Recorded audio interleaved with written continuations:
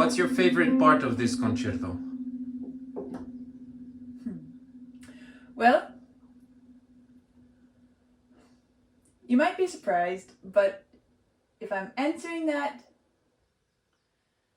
in terms of the rock style, even the concerto in general, this movement, I guess I'm going to say the drums. Really? Hi everyone. This has taken me a little while to dig into because there is quite a lot to explore and consider in assessing this piece of music.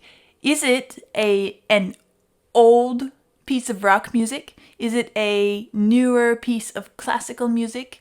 It was composed in 1969. How do we treat it? How do we assess it? And it's a fairly rich piece of music, regardless. So it took me a little while to decide how I'm going to approach this. Now I have some thoughts that I want to share with you. First of all, just a quick reminder that this concerto for group and orchestra, composed by John Lord, to my knowledge, is the first of its kind.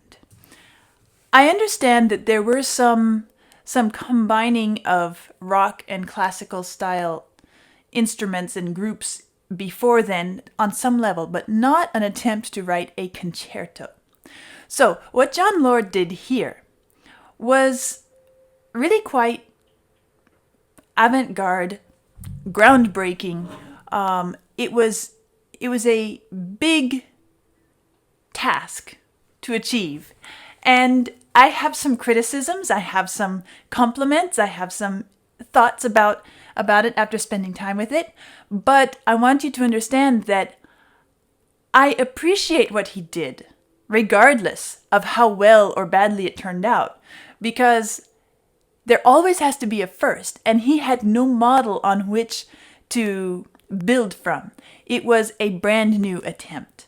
So I have a high regard for this from that angle. Now, I want to talk a bit about the composition and how well it works, what I think works really well, what I think maybe could be improved or could have worked better after having spent a good deal of time listening to this piece of music. If you remember in my first listen, I enjoyed it a lot. I enjoyed the fusion of instruments, the fusion of styles. I enjoyed the way the drums and the timpani were melded together and how they felt very organic and musically interesting to me. I think I also commented on the guitar that I liked the sound quality of the guitar, that it was relatable to me. Now, after having spent a good deal of time with this music, I've changed my mind on a few things, and I'm going to go through and just walk you through the piece of music as it is, and you will get to see where I've changed my mind and why. So let's start with the opening. It has a really nice, coherent opening with traditional orchestra. You have the brass, you have all of that wonderful breadth of sound palette happening orchestrally. And you have this really great theme, which is rather epic sounding and impressive and promises a lot for the future in what we expect to hear in the piece. And this is the theme that we hear.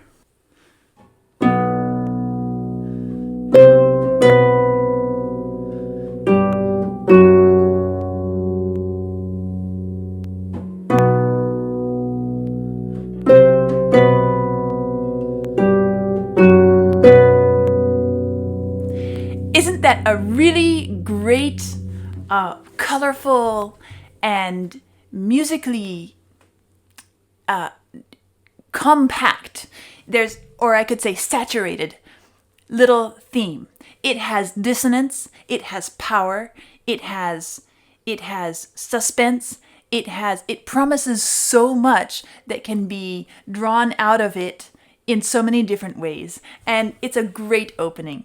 it kind of makes you sit up on the edge of your seat as well when you hear the powerful brass come in and just that sound that hits you and the edginess of it. It's fabulous. Now, after listening a few times to this piece of music, I began to wish for a little more what I'm going to call thematic consistency. Because this theme here at the beginning is so rich and provides so much to dig into. And John Lord does dig into it in the course of the piece of music. But there are some things that come along that kind of weaken it along the way. I wish that the rock instruments would function a bit more as an integral part of the whole. There are places where it sounds a bit like they are simply patched in. For example, when Deep Purple enters for the first time in this piece, in this movement, especially the guitar, I began to think that it would be really great if that guitar had taken the opening brass theme and really dug into it a bit. Instead, it was a rather random insertion of other stuff that wasn't really linked to the musical setup. Now, it was a nice enough melody, and the tone quality of the guitar matched the blend of the orchestra and all of that, but it just didn't really have a lot of built-in connecting material to make sense of it there. It was like if he played that, he could have played anything. It was like there was a spot where he was supposed to drop something in and he just picked some random little tune and dropped it in. I didn't notice that so much on my first listen because I was listening more to I was taking in everything all at once, and I didn't know where this was going. The piece was going.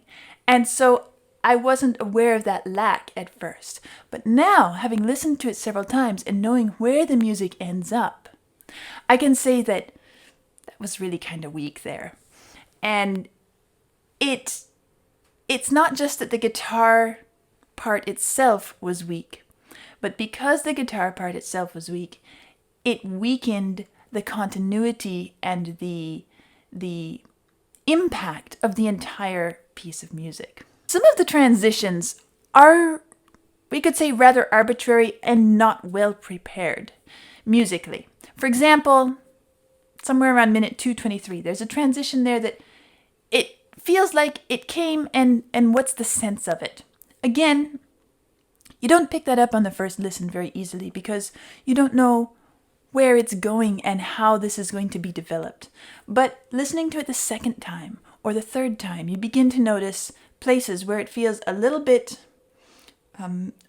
arbitrary, a little bit unexplained in what happens.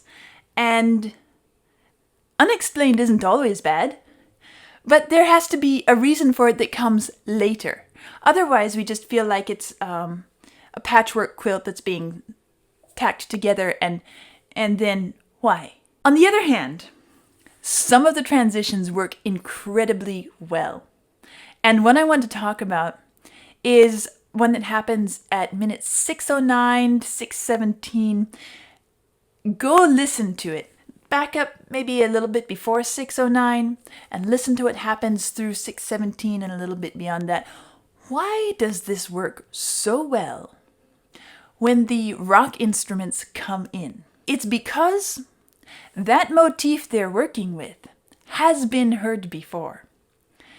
So they come in as a band in the midst of this orchestral setting. And as I was saying, some of the other moments when they do this sound patched in, but this one is so integrated and so nicely set up. We hear that little motif long before they enter. At minute 2:03, and again at 2:42. Well, at minute 2:03, it's the timpani that is playing that motif. And then when it comes back at minute 2:42, it's the strings. And it sounds a bit like this.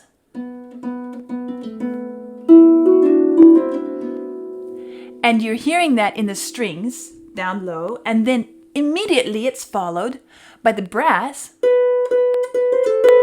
And then they go on and develop it a bit, and it kind of travels and goes different places. And they begin to explore and expand on the idea before there's a moment where, again, the guitar comes in and shuts it down.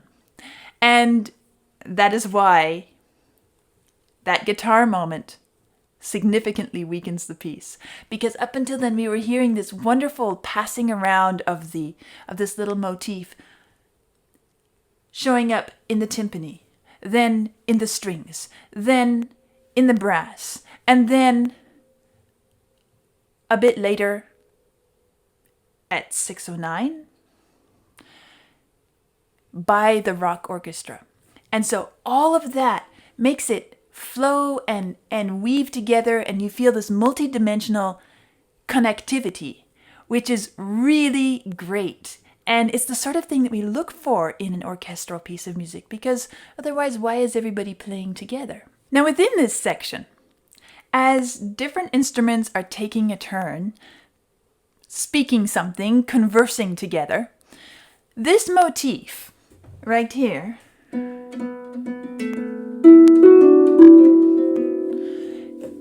kind of disappears. And we were primed to expect to hear it develop because of, as I talked about, all this wonderful appearance of it in an instrument here, an instrument there. Things are progressing, the music is developing, it's flowing, and we expect to hear that to continue or to travel somewhere from that point to another point. Then this section, which I'm going to call the jazz section, please don't misunderstand what I'm saying about that. This jazz section, we lose that motif, except for a fleeting moment between the guitar and organ solos. And then we get back on track around the 6-minute mark, where we are nicely set up and transitioned back to this motif that we've been hearing earlier. So what I'm saying is that this jazz section weakens the piece, not because it's bad. What they're playing there, what the soloists are doing there, is really quite great and virtuosic, and each one is interesting and exciting, and there's something happening. But it's set right in the middle of this thing that we want to hear a sense of continuity. And so we break the continuity with this section, and that is why it's musically weakening this movement. Once we get back on track, this time when we hear it in the guitar, as I mentioned earlier, that wonderful moment, 6:09. Listen to it and enjoy it. Then we get to something that is not particularly common in classical music, but I think it suits this fusion quite well, and that is the drum solo section. As I mentioned in my first listen, I actually enjoyed this part of the movement because I felt like they played their instruments quite melodically, but more than that, because it takes far more than just melody to make a great piece of music, if you pay attention to what is happening, you might be able to hear that this is actually the place in which this motif, dum bum da da da dum, that we have been following, a bit like a thread woven through the piece. Sometimes it's visible, sometimes it's not, but it's still there, it's still present. This is the moment at which it comes up and blossoms.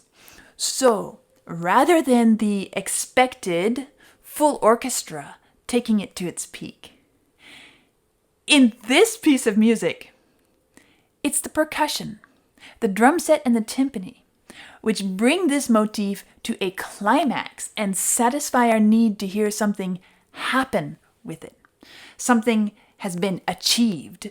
Some great goal has been met. It's incredibly satisfying and I love it.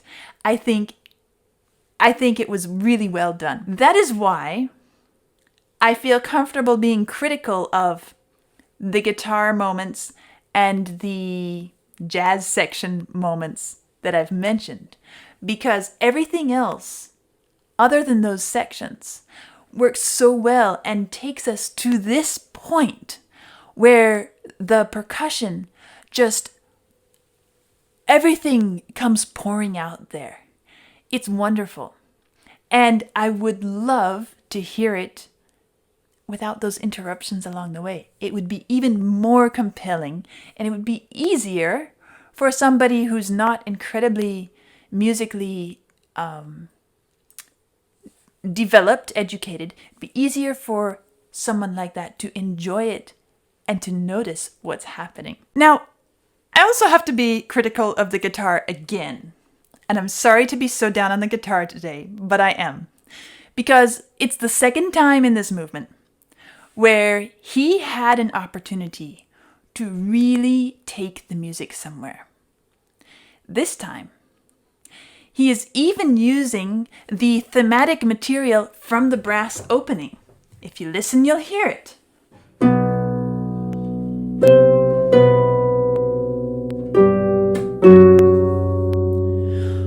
Remember back to that powerful, compelling brass section at the beginning, and here we hear the brass begin to punctuate the music again. The guitar is doing the melody, the brass is still present, but not in that main theme. And we know it's time to hear that section, and we are aching for its power and edginess and drama. But what happens? After this wonderful preparation, with the brass punctuating something here, something there, we expect to hear this come up. But at the 10-minute mark, the guitar enters with that in what I'm going to say a very floppy, unconvincing rendition. It has no compelling power to it. It has there's nothing convincing about it. Nothing where we feel like the music believes in itself. And I think that's really sad, because it was such a great opportunity. From this point to the end, the music is trying to build up to a grand, dramatic, high-energy climax, but it could just never quite get there. And it's not because the music didn't have the energy in it. It's because, well, there is plenty of raw, wild power in the music there. But to achieve a really powerful ending, it has to be set up properly. The energy needs to be channeled. Think of it kind of like a river. You can have a great river, and if the water is channeled into a narrow passage, say a canyon, it starts to flow more aggressively. The current speeds up. It becomes really impossible to resist it. And that's what I would have loved to hear in the ending of this piece. But instead, it felt more like it broke apart. The river became wider, shallower. There were plenty of rapids, but it just couldn't quite be as compelling and convincing as it wanted to be. And just like a river, there has to be a certain progression, a certain organization of the structure in order to build this pressure and to channel it all into one exciting stream. Now this music, it's very, very close to it just as it is. And I really don't want to sound like I dislike this piece, because as you remember, I like it. It's just not quite there. And if I were going to fix one thing to help it achieve this, it would be the solo guitar parts. I think that is the biggest weak point in this entire movement. Just try to imagine, if you can. How would it be if that last floppy guitar solo was really compelling, really high energy, driving, powerful? Now, I'm no rock musician, But I have heard enough to know that electric guitar can do that. In fact, that's where it shines. I've heard enough to be sure of it. And I think that the music is there. It's ready to dig into. He just didn't do it. But if it had happened that way, then imagine this powerful guitar. Remember, the brass come punctuating in. We're building up. We're expecting to hear the brassy theme. But the guitar says it. So let the guitar say it, but let him say it really compellingly.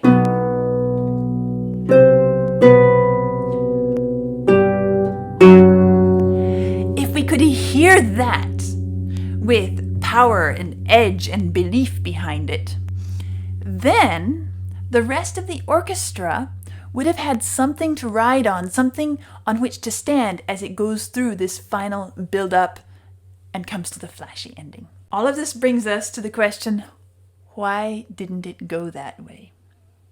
Well, the guitarist, of course, is Ritchie Blackmore. I've heard many of you mention him, that you admire him as a guitarist. And I understand he's a really fine guitarist, fine musician. So it was a bit odd to me at first that his guitar playing in this piece was so unimpressive after the first listen or two. But then I went and did a bit of reading about the creation of the concerto. And I found out a few things which helped to explain it. It turns out that Blackmore really wasn't thrilled about the project. In fact, he and John Lord had to come to an agreement in which if they did this project, then the next thing they would do was going to be much more hard rock in style, because those were the only conditions under which Blackmore was going to participate in this whole playing with the orchestra thing that John Lord wanted to do. So I think there were two things going on here. First, he really wasn't personally interested. He was there just to get it over with. And as a musician, I can tell you, if you're not personally invested in the music, it's really hard. You can't put your heart into it. He was there just to get it over with.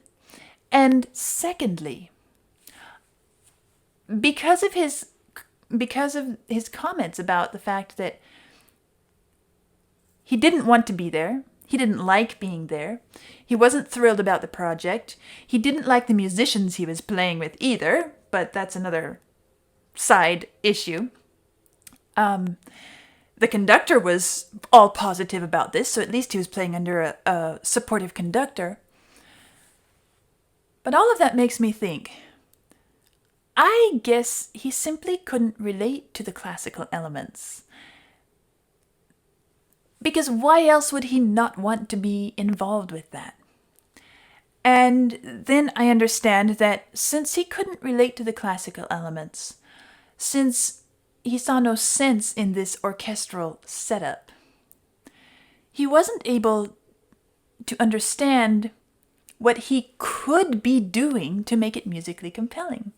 Because all these things that I'm talking about, they're not exclusive to classical music, but it's in classical music that we find them so conscientiously and consciously used. It's the fabric of our craft, so to speak. When we don't have that, then we don't have a composition that is going to endure. This classical fusion idea was John Lord's cup of tea, not Blackmore's. And Blackmore just wasn't able to connect and understand that he had something to contribute in this music that would have made it just stand up and walk. We also have to remember, though, that this concerto was composed by a fairly young musician. John Lord, I think, was 28 years old when he wrote it. And from what I've read, and everything that I've learned about this was his first attempt at such a project. Not only that, as I said at the beginning, I don't think anybody else had attempted something like this. I think if he had composed several more concerti afterwards, building on his experience with each one. We'd likely end up with some that were even more compelling, more coherent throughout. Maybe he would have gotten better at integrating the rock instruments into the main body of the work. Maybe he would have understood that it doesn't really make sense to put this improvisatory section right in the middle of a really great thematic development. If you want to improvise, you have to think where you're going to set it in the course of the work so that it doesn't destroy that sense of continuity. All of those things come with experience. And here he is doing this at 28 years old for the first time, and it comes out this good. And while I have pointed out some things that I think are weaknesses, I have to say that for a first attempt, it's a great concerto. Now, I understand he did do other orchestral and band fusion compositions later, which I want to explore as well, because I'm really quite curious to see how his style developed. I don't know if he ever wrote another concerto. Maybe it was just one and done. But I still have to say I would have loved to see him compose another concerto. I would have loved to hear 2, 3, 4 more concerti from him. Because obviously he can do it, right? But I also understand that sometimes that's not your ambition in life, to have a bunch of concerti composed by you. He is a fine musician. I have looked up his bio and some of the things he's done, and it's really quite impressive. He's developed a lot. He's built his own niche in the music world where he fits, and that's fabulous. Now, as far as Deep Purple the band, I've been talking about Blackmore and John Lord, and I did mention the drums that I loved so much in this piece of music. But Deep Purple itself, this is my second exposure to that group. And the first one was Child in Time. And placing those two next to each other, noticing their sound and their way, their style of playing, how they work together, and the depth of what they produce, I guess I want to say that I do think it's worth my time and effort to explore them further. And you will see that also coming at some point in the future, because these two have been very satisfying for me. I'll see you next time. Does that mean that you would enjoy more Deep Purple? Oh yes, I think so. I don't know. Well, I don't know how else their style is, right? So we'll see. But I do want to explore more of them. Okay, let's do it.